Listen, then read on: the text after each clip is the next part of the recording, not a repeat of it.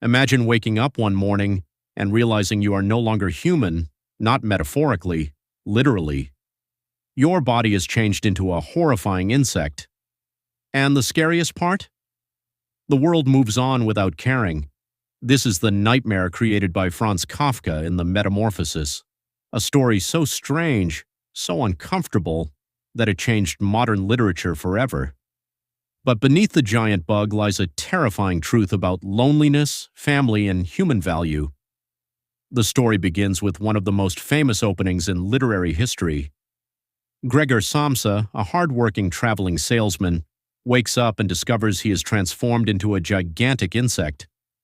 At first, Gregor is confused, but strangely, his biggest worry is not his transformation, it is being late for work. That single detail tells us everything about his life. Gregor has spent so long living like a machine that even after becoming an insect, he still fears disappointing his boss. Before becoming a bug, Gregor was already trapped.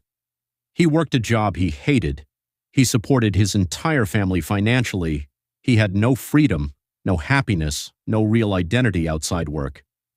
The transformation simply made visible what Gregor already felt inside: worthless, exhausted, alone.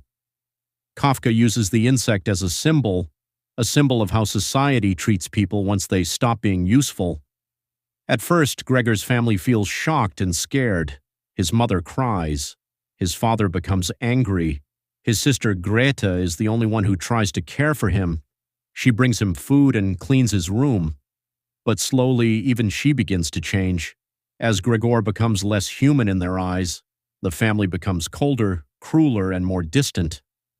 Eventually, they stop seeing Gregor as a son or brother. They see him as a burden. And that is the true horror of the story, not the insect, but the loss of human compassion.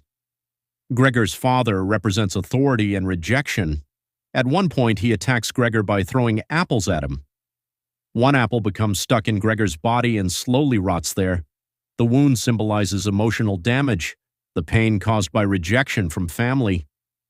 Kafka himself had a difficult relationship with his own father, and many readers believe Gregor's suffering reflects Kafka's personal fears and emotional trauma. As the story continues, Gregor becomes weaker and weaker. He stops eating, stops moving, stops hoping. And slowly he accepts that the world no longer wants him. One night, alone in darkness, Gregor dies quietly, and then something terrifying happens.